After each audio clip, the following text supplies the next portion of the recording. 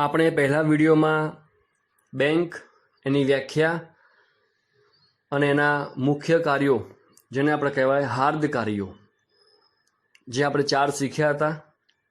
થાપણ સ્વીકારવી,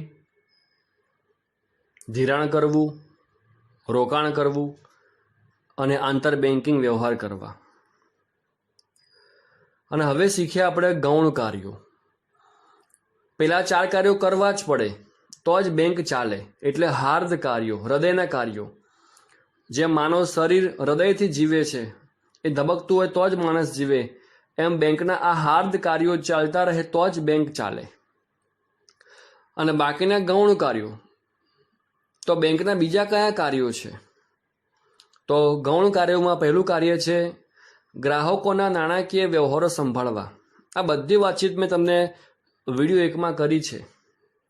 એ વાત કરી હતી મેં ચાલુ ખાતા વખતે, કે તમારે કોકને પૈસા આપવાના હોય તો તમે ચેક લખી આપો, પછી એ વ્યક્તિ એના શાખામાં જઈને ચેક ભરી દે, તો હવે તમારા ખાતામાંથી પૈસા કપાઈને એના ખાતામાં જમા થઈ જશે, પણ આ બધી કામગીરી કરશે કોણ? બેંક કરશે. આને કહેવાશે ગ્રાહકના નાણાકીય વ્યવહાર સંભાળવા.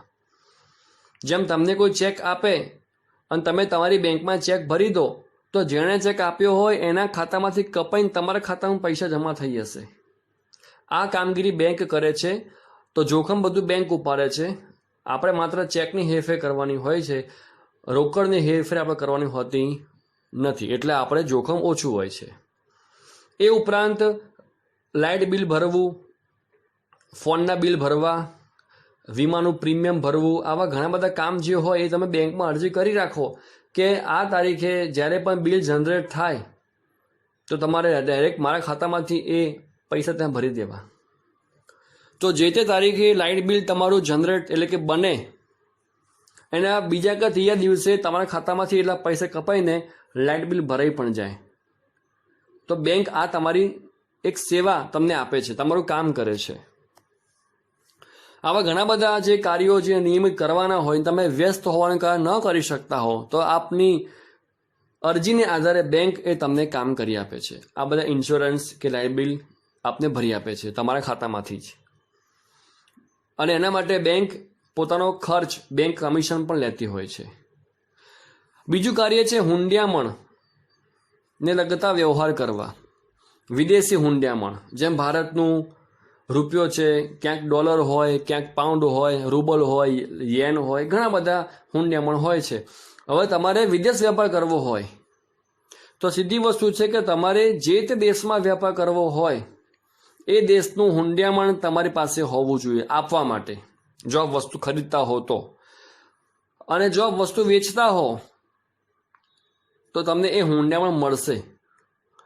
પણ આપણા ભારતમાં રૂપિયો ચલણ છે, એટલે ભારતનું હુંડિયામણ રૂપિયો હોવાથી એ આપણે કામમાં નહીં આવે. તો આપણે બેંકમાં જઈને ટ્રાન્સફર કરવા પડશે. એ હુંડિયામણ આપીને એનું જે ગણતરી થતી હોય એ ગણતરી મુજબ આપણે રૂપિયો મુજબ જે થતા હોય પૈસા એ લેવા પડશે.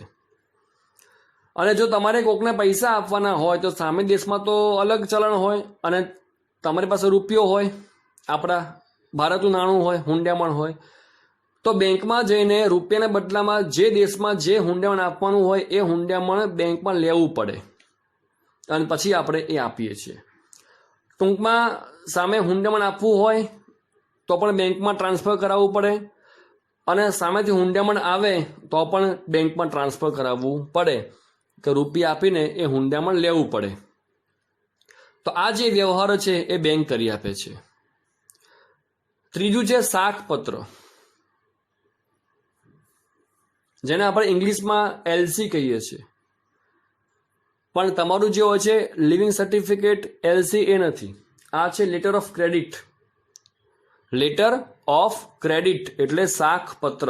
ક્રેડિટ એટલે તમારી સાખ, તમારી છાપ કેવી છે, પ્રતિષ્ઠા કેવી છે.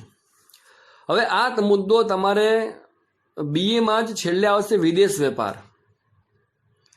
એમાં આવશે આયાત વિધિ અને નિકાસ વિધિ. એમાં આ સાખપત્ર મુદ્દો છે. છતાં અહીંયા આપણે ચર્ચા કરીએ છીએ કે આ શું છે. હવે સમજો કે આપ વિદેશમાં વેપાર કરવા માટે વ્યવહાર કરી રહ્યા છો અને તમે વિદેશી વસ્તુ ખરીદવા માંગો છો, તો તમારે પૈસા આપવાના છે. પણ સામે જે વ્યક્તિ જે છે એને શું ખાતરી કે આપણું અહીંયા બેંકમાં બેલેન્સ છે કે નહીં, આપણું સ્ટેટસ કેવું છે, આપણે વ્યવહારમાં ચોખ્ખા છીએ કે પૈસા નથી આપે એવા, મહિના પછી આપો એમ કરીને ચલાય કરતા હોય, તો આપણું સ્ટેટસ, પ્રતિષ્ઠા, આપણી શાખ, એટલે આપણે વિશ્વાસપાત્ર છે કે નહીં એ વિદેશી વ્યક્તિને ખબર ના હોય. તો એ વિદેશી વ્યક્તિ વિશ્વાસ કોનો કરશે? બેંકનો. એ આપણને કહેશે ભાઈ તમારે મારી પાસે વેપાર કરવો હોય તો તમારી શાખ કેવી છે એ બેંક પાસે લખાવી લાવો. તો આપણે જે ખાતું આપણું બેંકમાં હોય ત્યાં જઈને કહીએ મને લેટર ઓફ ક્રેડિટ આપો, તો એ પણ આપણે એકાઉન્ટમાં જે પૈસા આપણે મૂકતા હોઈએ તો આપણું સ્ટેટમેન્ટ જો 2 વર્ષનું, ભાઈ આપણે એકાઉન્ટમાં પૈસા કેટલા રહે છે. જો આપણે એકાઉન્ટમાં પૈસા સારા એવા રહેતા હોય તો આપણે સામે વિદેશમાં પૈસા આપવા સદ્ધર છે એવું સાબિત થાય. તો બેંક લખી આપે કે ભાઈ આ વ્યક્તિની શાખ સારી હોવાથી એ તમને પૈસા ચૂકવવા સક્ષમ છે. પણ તમે બહુ ઓછું બેલેન્સ રાખતા હો અથવા એક દિવસ મૂકીને પછી ઉપાડી લેતા હો તો બેંક તમને ક્રેડિટ નહીં આપે. પણ તમારા ખાતામાં કન્ટિન્યુઅસ બચત રહેતી હોય તો એ સક્ષમ કહી શકાય. તો આ રીતે બેંક એક શાખપત્ર આપે છે. અને એ શાખપત્ર જો બેંક ખોટો આપે અને તમે ફ્રોડ કરો તો બેંક ઉપર કેસ થાય. એટલે બેંક ખોટો શાખપત્ર નહીં આપે, એટલે એ વિશ્વસનીય છે. એટલે વિદેશી વ્યક્તિ તમારા કરતાં તમારી બેંકનો શાખપત્ર પર વધુ વિશ્વાસ કરીને તમારી પાસે વેપાર કરશે. એવી જ રીતે જ્યારે આપણે વિદેશમાં વસ્તુ વેચવી હોય તો એ વિદેશી વ્યક્તિની શાખ કેવી છે એ એની બેંક આપણને શાખપત્ર આપશે અને પછી આપણે એનો વેપાર કે વ્યવહાર કરીશું. તો આ રીતે સામસામે શાખપત્રની જરૂર પડતી હોય છે જે બેંક આપે છે. ચોથું છે ટ્રાવેલર્સ ચેક આપવા. આ પણ મેં આપને વાત કરી હતી વિડીયો 1માં કે બહાર ફરવા જઈએ તો બહુ એમાઉન્ટ ન રખાય, જોખમ કહેવાય. એક ક્યાંક ચોરી થઈ જાય તો પછી આપણે ઘરે આવવા માટે પણ એ પૈસા હોતા નથી. તો આપણી એમાઉન્ટ જે હોય એના બદલામાં બેંક આપણને ચેક આપે છે. અને આપણે જ્યાં ત્યાં જે જગ્યાએ ફરવા ગયા હોય ત્યાં બેંકની શાખા હોય ત્યાં જઈને આપણે એ ચેક રજૂ કરીએ અને જે સહીનો નમૂનો હોય એ મુજબ આપણે સહી કરી આપીએ તો આપણને એ ચેકના બદલામાં રોકડા રૂપિયા આપે છે. તો જેમ જેમ જરૂર પડે પૈસાની એમ ચેકમાંથી આપણે રોકડમાં રૂપાંતર કરતું રહેવાનું. એટલે બહુ રોકડા રાખવા પણ ના પડે અને જોખમ પણ નહીં. પણ જ્યારથી એટીએમ કાર્ડની સુવિધા ઉપલબ્ધ થઈ છે ત્યારથી ટ્રાવેલર્સ ચેકનો ઉપયોગ ઘણો જ ઘટી ગયો છે. કારણ કે હવે દરેક પાસે એટીએમ કાર્ડ હોય અને જ્યાં એટીએમ મશીન હોય ત્યાંથી આપ સરળતાથી પૈસા નીકાળી શકો છો. તો સાથે રોકડમાં જોખમ રાખવા કરતાં આવું એટીએમ કાર્ડ અથવા ટ્રાવેલર્સ ચેક રાખવા સારા. પાંચમું છે ડિમાન્ડ ડ્રાફ્ટની સેવા. ડીડી કહેવાય જેને, ડિમાન્ડ ડ્રાફ્ટ. ડિમાન્ડ ડ્રાફ્ટ એટલે કોઈ એક બેંકે અન્ય બેંકની શાખા પર લખેલો ચેક છે. એક પ્રકારની હુંડી કહી શકાય કે તમે દિલ્હીમાં કોઈક સંસ્થાને પૈસા આપવા માંગતા હો, તમે કોઈ પરીક્ષા આપવા માંગતા હો બહારની સ્પર્ધાત્મક, તેમાં આવું હોતું હોય છે કે તમારે એને કંઈક પૈસા આપવાના હોય છે જે અમારી એક્ઝામ ફી કહેવાય, સુપરવિઝન ફી કહેવાય, અને જે ખર્ચ થતો હોય એ લેતા હોય છે. તો હવે તમે દિલ્હી ક્યાં આપવા જવાના છો તો તમને કહેશે કે તમે ડીડી કઢાવો, ડિમાન્ડ ડ્રાફ્ટ, એ પણ અમારા નામનો. તો આપણે અહીંની કોઈ બેંકમાં જવાનું અને કહેવાનું કે મારે આ નામનો ડિમાન્ડ ડ્રાફ્ટ કઢાવવો છે અને આપણે એ પૈસા બેંકને આપી દેવાના. જેટલો ડિમાન્ડ ડ્રાફ્ટ હોય એ રકમ, માનો કે 500નો છે કે 200નો, જે વોટ એવર જે એમાઉન્ટ હોય એ પૈસા આપણે બેંકને આપી દેવાના. અને એ બેંક એના બદલામાં આપણને એક ચેક આપશે. પણ એ ચેક હશે આખો કોમ્પ્યુટરાઇઝ. એમાં એક પણ માહિતી હાથથી લખેલી નહીં હોય, બધી માહિતી કોમ્પ્યુટરથી લખેલી હશે, પ્રિન્ટેડ હશે. અને એમાં આપણે જે સંસ્થાને પૈસા આપવાના હોય એમાં એનું નામ લખ્યું હશે અને એમાઉન્ટ લખી હશે. પણ બેંક આ સેવા આપણે મફતમાં કેમ આપે? તો બેંક એનું કમિશન ₹30 કે 20 કે 50 જે થતું હોય એ પણ લેશે. તો આપણે ₹500 જે રકમ હોય ડીડીની એ, અને એ ઉપરાંત જે કમિશન હોય એ પણ બેંકને આપવાનું હોય છે. પછી આપણે એ ડીડી પોસ્ટ દ્વારા ત્યાં મોકલી આપીએ અને પછી એ લોકો એ સંસ્થા જે તે શાખા બેંકની હોય ત્યાં રજૂ કરે અને ત્યાંથી એ પૈસા મેળવી શકશે. ટૂંકમાં આપણે અહીંયા બેંકમાં પૈસા આપ્યા અને એની શાખા દિલ્હીમાં હોય ત્યાંથી એને પૈસા ઓલી સંસ્થાને મળી ગયા. તો ડિમાન્ડ ડ્રાફ્ટ એ રીતની વસ્તુ છે અને એ જ બેંકની શાખા હોવી એવું કંઈ જરૂરી નથી. કોઈ પણ બેંકની શાખા હોય તો આ કામ થઈ શકે છે. છઠ્ઠું છે બેંક સાથે જોડાયેલ ગ્રાહકની શાખ અંગેની માહિતી આપવી. તો મેં આપને જે આગળ વાત કરી શાખપત્રમાં, બસ એ જ વસ્તુ અહીં લાગુ પડે છે. સાતમું છે બાંહેધરી દલાલ તરીકેની સેવા આપવી. બાંહેધરી એટલે શું? જવાબદારી. કે હવે આ મારી બાંહેધરી છે, મતલબ આ મારી જવાબદારી છે. વાત બહુ લાંબી છે પણ તમે ટૂંકાણમાં કહું છું, કારણ કે આપણે આગળ જે ચેપ્ટર આવશે એમાં આ વાત વિસ્તૃતમાં કરીશું આપણે. પણ કોઈ પણ કંપની શરૂ કરવી હોય તો પહેલાં એની પાસે સફિશિયન્ટ બેલેન્સ જોઈએ. સારું એટલું બેલેન્સ ભેગું થાય ત્યારબાદ જ એ કંપની શરૂ કરી શકે. હવે આપ જાણો છો કે શેર બજાર શું છે, કે તમે કોઈ કંપનીના શેર ખરીદો મતલબ કે તમે એ કંપનીમાં ભાગીદાર બનો છો. શેર એટલે ભાગ. શેર એટલે ભાગ. પછી એ ભાગ 100 રૂપિયાનો હોય કે લાખ રૂપિયાનો, ભાગ તો ભાગ જ છે. તો આપણે જે તે કંપનીના શેર ખરીદીએ છીએ અને એ કંપનીના ભાગીદાર બનીએ છીએ અને જો નફો થાય તો આપણું જેટલું રોકાણ હોય, આપણે જેટલા રૂપિયાના ભાગીદાર હોય એના પ્રમાણમાં આપણને નફો મળે છે. અને જો નુકસાન થાય તો એ પૈસા જે આપણે આપ્યા છે એ આપણે ભૂલી જવાના. એ નુકસાન આપણે પણ ભોગવવું પડે છે. પણ વાત એ છે કે જ્યારે કંપનીને શરૂ થવું છે, કંપની શરૂઆત કરવી છે, ત્યારે એને અમુક ભરણું, અમુક બેલેન્સ હોવું જરૂરી છે. હવે માનો કંપનીએ આપી જાહેરાત છાપામાં કે અમારી નવી કંપની બહાર પડે છે અને શેર બહાર પાડ્યા છે, જેને ખરીદવા હોય આવી શકે. એને કહેવાશે વિજ્ઞાપન પત્ર, એડવર્ટાઇઝમેન્ટ, જાહેરાત આપવી. હવે માનો કે 10 લાખનું ભરણું થવું જોઈએ પણ સામે માત્ર 4 કે 5 લાખનું ભરણું થયું છે, હજુ બીજા એટલા ખૂટે છે. તો બેંક શું કહેશે કે ભાઈ આ બધા શેર વેચવાની જવાબદારી મારી, બદલા મારું કમિશન આટલું. અને બેંક એના કોન્ટેક્ટમાં એના કસ્ટમરના જેટલું પણ એમનું હશે સર્કલ એ બધામાં એ વાત ફેલાવશે અને એ કંપનીના શેર વેચવા મદદ કરશે. પણ વાત છે અહીંયા બાંહેધરી દલાલ, મતલબ કે બાંહેધરી આપે છે, એ જવાબદારી લે છે કે જો ઇનકેસ કોઈ સંજોગોમાં બધા શેર ન વેચાય અને અમુક રકમ ખૂટી તો એ રકમ અમે ભરી દઈશું, પણ તમારી કંપની શરૂ કરવા અમે મદદ કરીશું. તો કોઈ પણ કંપનીનું લઘુત્તમ ભરણું એટલે કે મિનિમમ બેલેન્સ જે થવું જોઈએ એ થવાની કામગીરી પોતે ઉપાડે છે અને ઇનકેસ ન થાય તો એટલા પૈસા બેંક પોતે ચૂકવીને પણ એ કંપની શરૂ કરી દે છે અને એ શેર એ બેંક પોતે ખરીદી લે છે અને આ સેવા માટે પણ બેંક પોતાનું કમિશન લે છે. 8મું કામ છે અન્ય સંબંધિત સેવાઓ પૂરી પાડવી. એટલે બેંક પોતાના ગ્રાહકોને એટીએમ છે, ડીમેટ એકાઉન્ટ છે, પછી સેફ ડિપોઝિટ વોલ્ટ જેને આપણે લોકર કહીએ છીએ એ સુવિધા પણ પૂરી પાડે છે. તો આ બધી ઘણી બધી વધારે સુવિધાઓ પણ બેંક આપતી હોય છે. તો આ 8 હતા બેંકના ગૌણ કાર્યો. તો 4 મુખ્ય કાર્યો અને બાકીના 8 ગૌણ કાર્યો એ આપ વ્યવસ્થિત વાંચજો અને એના મુદ્દાઓ ખાસ મોઢે કરજો.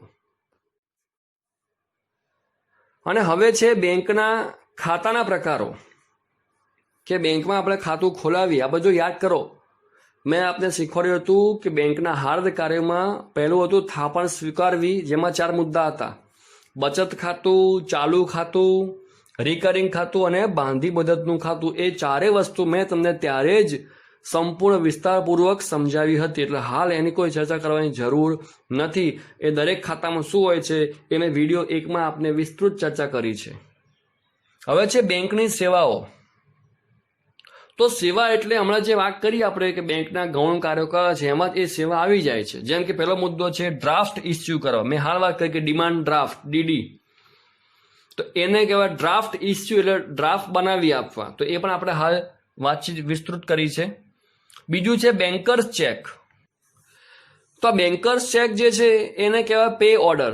જેમ તો ડ્રાફ્ટ જેવા જ છે પણ ડ્રાફ્ટમાં કેવું હોય કે અન્ય શહેરમાં પણ વટાવી શકાય. જેમ મેં વાત કરી એમ કે તમે અહીંથી ચેક ભરો અને દિલ્હીમાં પણ એ વટાવી શકાય છે, પણ આ બેન્કર્સ ચેક જે છે એ તે જ શહેર કે તે જ ગામમાં જ વટાવી શકાય છે અને બહાર એ વટાવી શકાતા નથી. વસ્તુ બંનેમાં સરખી છે, બંનેમાં નિયમ પણ સરખા છે, પણ લિમિટ એટલી કે ડ્રાફ્ટ કોઈ પણ શહેરમાં વટાવી શકાય છે, પણ જ્યારે બેન્કર્સ ચેક એટલે કે પે ઓર્ડર જે તે શહેરમાં લખાયો હોય એ જ શહેરમાં વટાવી શકાય છે. ત્રીજું છે real time gross settlement, RTGS, real time gross settlement. અને એના પછી છે નેફ્ટ, NEFT, national electronic fund transfer. તો આ RTGS અને નેફ્ટ એ બંનેમાં એક સરખા નિયમો છે કે તમે નેટ બેન્કિંગના મારફતથી એટલે મોબાઈલથી તમે તમારા ખાતામાંથી પૈસા કોઈક બીજા વ્યક્તિના ખાતામાં ભરી શકો છો. એટલે તમે જે પૈસા જેને આપવાના હોય તમે ફંડ ટ્રાન્સફર, તમારા પૈસા ટ્રાન્સફર આ રીતે કરી શકો છો. આમાં શું હોય છે? આમાં હોય છે IFSC code, Indian financial system code. એટલે જે બેંક આમાં જોડાઈ હોય એની પાસે એક કોડ હશે IFSC.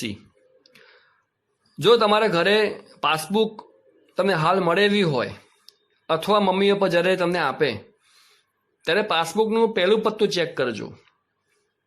એમાં જેનું નામ હશે એનો એકાઉન્ટ નંબર, એ ઉપરાંત હશે એ બ્રાન્ચ નંબર, બેંક નેમ, પછી હશે IFSC કોડ જે 11 અંકનો હશે. 11. અને એ બેંકમાં જેટલા પણ ગ્રાહકો હશે એ દરેકની પાસબુકમાં આ જ હશે કોડ. કારણ કે આ કોડ એ તમારા જે નામ છે એનો કોડ નથી, તમારા મમ્મી પપ્પા એકાઉન્ટ જેનું હશે એમનો કોડ નથી. આ કોડ તો બેંકનો છે, એ શાખાનો કોડ છે. તો એ શાખામાં જેટલા પણ ગ્રાહકો હોય એ દરેકના પાસબુકના પહેલા પત્તામાં IFSC કોડ એ જ હશે જે તમારી પાસબુકમાં છે. કારણ કે એ કોડ તમારો નથી, એ કોડ એ બેંકની શાખાનો કોડ છે. તો તમારે જે કોઈના એકાઉન્ટમાં પૈસા ટ્રાન્સફર કરવાના હોય, તમારે જેને ચૂકવવાના હોય એનો એકાઉન્ટ નંબર તમારી પાસે માંગી લેવાનો અને એ ઉપરાંત IFSC કોડ માંગી લેવાનો. અને આ આપવું સુરક્ષામાં છે. આમાં કોઈ ચોરી થાય કે કોઈ ઉચાપત થાય, ગોલમાલ થાય, ફ્રોડ થાય એવું આમાં શક્યતા છે જ નહીં. કારણ કે એકાઉન્ટ નંબર અને IFSC કોડથી બીજી કોઈ જ ઉચાપત થાય નહીં. તો એ એકાઉન્ટ નંબર અને IFSC કોડ નંબર તમારે લઈ લેવાનો.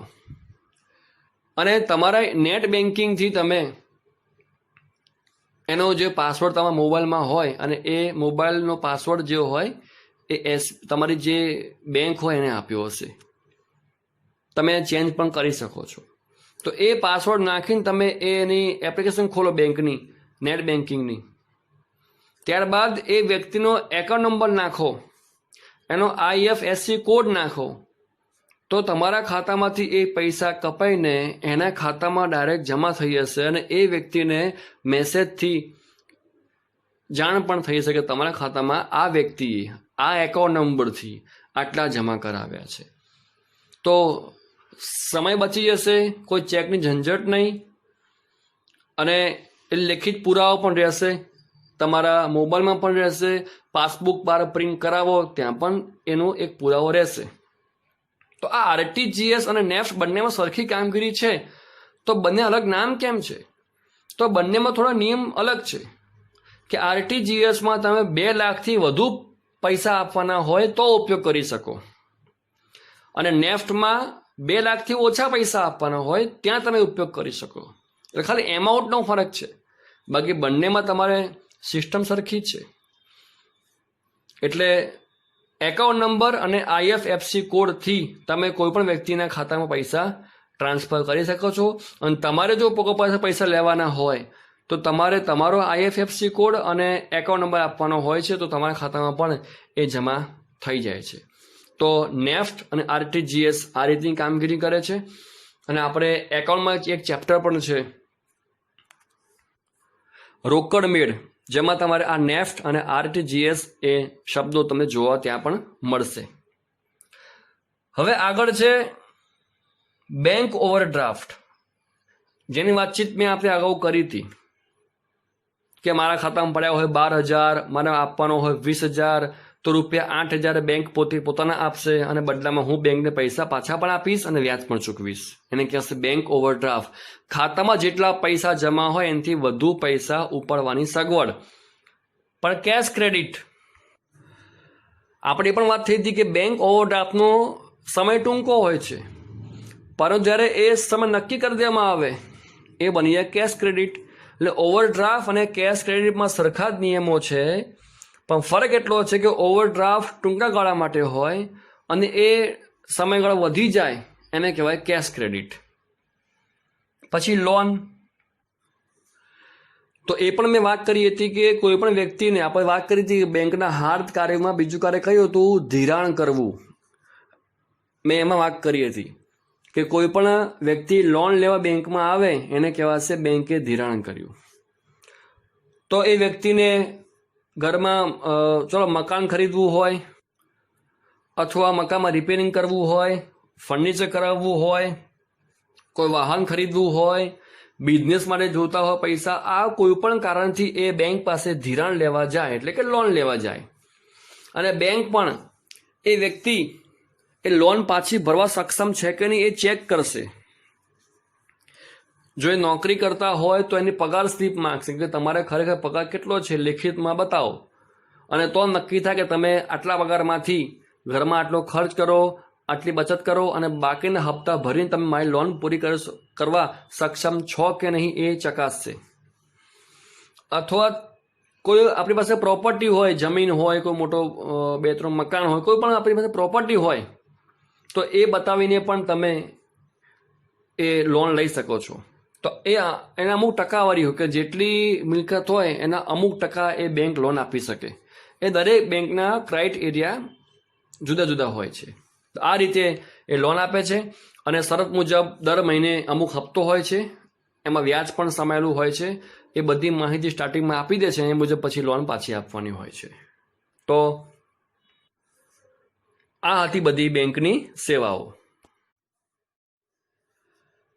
હવે છે ઈ બેન્કિંગ એટલે ઇલેક્ટ્રોનિક બેન્કિંગ. તો બેંકની પ્રક્રિયાનો વિકાસ જે થયો છે, પ્રગતિ થઈ છે, એ 3 સ્ટેપમાં થઈ છે. પહેલું હતું પરંપરાગત પ્રક્રિયા કે જ્યારે આ કશું હતું જ નહીં, ના કોમ્પ્યુટર ના ઇન્ટરનેટ કશું જ નહીં, ત્યારે હતી પરંપરાગત પ્રક્રિયા કે જેમાં બેંકના તમામ કાર્યો થાય એક માસ્ટરમાં, ચોપડામાં. એમાં દરેક ખાતેદારનું નામ લખ્યું હોય, એનું કેટલું એમાઉન્ટ વધ્યું, કેટલા ઉપાડ્યા તો એટલા બાદ થાય, જમા કરાવ્યા તો ઉમેરે, આ બધી માહિતી લખાતી હાથ વડે ચોપડામાં. અને એમની સહી પણ કેવી હોય કસ્ટમરની, એ જ્યારે બેંકમાં ખાતું ખોલાવ્યું હોય ત્યારે જે ફોર્મ ભર્યું હોય એમાં જે સહી હોય એ જે સાઇન ફરી કરે તો જ એને પૈસા મળે. જેમ હાલ સિસ્ટમ છે ચેકમાં સાઇન કરવાની, બસ એ જ પ્રમાણે જે તમારે નમૂનો સહીનો આપ્યો હોય એ જ સહી માન્ય ગણાતી. પણ એ બધી માહિતી હતી ચોપડામાં, જેને લેઝર કહે છે. પછી આવ્યું કોમ્પ્યુટર. તો નેટવર્કથી કોમ્પ્યુટરનું જોડાણ એટલે કે માનો કે કોઈ બેંકમાં 8 કોમ્પ્યુટર હોય તો એ 8 કોમ્પ્યુટર કોઈ એક મુખ્ય પીસી સાથે જોડેલું હોય, જેને આપણે સર્વર કહીએ છીએ. જો તમારે સ્કૂલમાં પણ કોમ્પ્યુટર ક્લાસ હોય તો ત્યાં પણ જેટલા કોમ્પ્યુટર છે એ બધા કોમ્પ્યુટર કોઈ એક સાથે કનેક્ટેડ હશે, જેને આપણે સર્વર કહીએ છીએ, મુખ્ય કોમ્પ્યુટર કહીએ છીએ. અને એ મુખ્ય કોમ્પ્યુટરમાંથી એ 8 કોમ્પ્યુટર સંચાલિત થઈ શકે છે, કંટ્રોલમાં રાખી શકીએ છીએ. તો આ રીતે બેંકમાં પછી કોમ્પ્યુટર આવ્યા અને બધા કોમ્પ્યુટરનું જોડાણ એક પીસી સાથે કરવામાં આવ્યું, જેને આપણે એક અલગ રૂમમાં રાખીએ છીએ, કારણ કે બધી માહિતી એમાં હોય છે, જેના આધારે એ 8 કે 10 જેટલા કોમ્પ્યુટર કામ કરતા હોય. તો સર્વર રૂમમાં નો એન્ટ્રી પણ લખ્યું હશે કે તમારે ત્યાં પ્રવેશ કરી શકશો નહીં.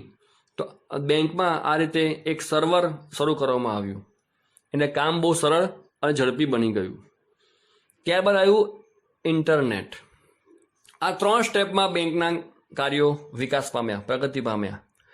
અને કોમ્પ્યુટર આવવાથી તો બેંકનું કાર્ય ખૂબ જ સરળ બની ગયું, જેના ઉદાહરણ મેં તમને આ બંને વિડીયોમાં ઘણા બધા આપ્યા છે કે તમે ઘરે બેઠા બેઠા મોબાઈલથી કેટલાક કામ કરી શકો છો. હવે મુદ્દો છે ઇન્ટરનેટ કોર બેન્કિંગ અને મોબાઈલ બેન્કિંગ. હવે ઇન્ટરનેટમાં બે મુખ્ય વ્યવહારો હોય છે, નાણાકીય અને બિન નાણાકીય. મેં આપને વાત કરી કે આપ ટેલિફોન બિલ ચૂકવો મોબાઈલથી, કોઈ પણ ટેક્સ ભરો, રિચાર્જ કરાવો તમારા મોબાઈલનું, કોઈ પણ મોબાઈલ રિચાર્જ તમે કરી શકો તમારા ફોનથી. તો તમે તમારા ફોનમાંથી જ નેટ બેન્કિંગથી તમારા ખાતામાંથી જ આ પૈસાનો ઉપયોગ કરીને તમે આટલા ખર્ચ કરી શકો છો. એને કહેવાય નાણાકીય વ્યવહાર, કે જેમાં માત્ર વ્યવહાર નાણાંનો છે, બરાબર, વ્યવહાર પૈસાનો છે. બીજો છે બિન નાણાકીય, જેમાં કોઈ નાણાકીય વ્યવહાર ના હોય પણ તમારા ખાતામાં કેટલા પૈસા હાલ છે તમારે જોવું હોય, તમારો પાસવર્ડ, તમારે પિન કોડ જેને કહેવાય PIN એ તમારે ચેન્જ કરવો હોય તમે કરી શકો છો. તમારી ચેકબુક પતી ગઈ છે તો નવી ચેકબુક માટે તમે એપ્લાય પણ ત્યાંથી કરી શકો છો. તો આ બધા બિન નાણાકીય, જેમાં પૈસાની ચૂકવણી ક્યાં છે જ નહીં, પણ તમે તમારા ખાતા સંબંધિત કોઈ પણ આવી પ્રક્રિયા ત્યાંથી કરી શકો છો. તો આ ઇન્ટરનેટ. હવે છે core banking, CORE, centralised online real time exchange. આ વ્યવસ્થામાં કોઈ એક જ બેંકની જેટલી પણ શાખા આખા દેશમાં હોય કે આખા વિશ્વમાં હોય, એ બધી શાખાઓ જોઈન થઈ શકે છે અને ગ્રાહક એ બેંકની કોઈ પણ શાખામાંથી કામ કરી શકે છે. માની લો કે જે બેંકમાં મારું એકાઉન્ટ છે એ બ્રાન્ચ છે ચાંદોડિયા બ્રાન્ચ, પણ હું ગયો છું કાલુપુર સાઈડ અને ત્યાં મારે ચેક કરવું છે કે કોઈ વ્યક્તિએ મારા ખાતામાં પૈસા જમા કર્યા છે, થયા છે કે નહીં, અને મારી પાસે પાસબુક હોય તો એ જ બેંકની શાખા એ કાલુપુર વિસ્તારમાં હશે, ત્યાં જઈને હું પાસબુકમાં એન્ટ્રી પડાવીશ તો પણ મારી એન્ટ્રી પડશે. કારણ કે બધી બેંકો, એટલે જેટલી એક બેંક છે વાત છે, એ એક જ નામની જેટલી પણ શાખા હોય એ બધી શાખા કનેક્ટેડ છે.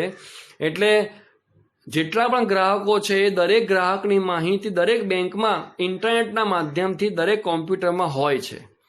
તો મારી પાસબુકની એન્ટ્રી ત્યાં પણ થઈ જશે અને હું જોઈ શકીશ કે મારા ખાતામાં પૈસા આવ્યા છે કે નહીં. તો આ રીતે એક જ નામની જેટલી પણ શાખા હોય એ બધી શાખાઓ એક જ જગ્યાએ જોઈન્ટ થઈ શકે છે. બીજું છે ઈ બેન્કિંગ, જેની આપણે ચર્ચા ખૂબ જ કરી આ બંને વિડીયોમાં, કે તમે ATM મશીનથી પૈસા ઉપાડી શકો છો. અને હવે તો બેંકમાં ચેક ભરવા માટે પણ મશીન આવી ગયા છે. તો તમારે ચેક ત્યાં મશીનમાં નાખી દો એટલે આખો ચેક સ્કેન થઈ જાય અને તમારે કોઈ સ્લીપ ના ભરવી પડે, ડાયરેક્ટ તમારો ચેક જમા થઈ જાય.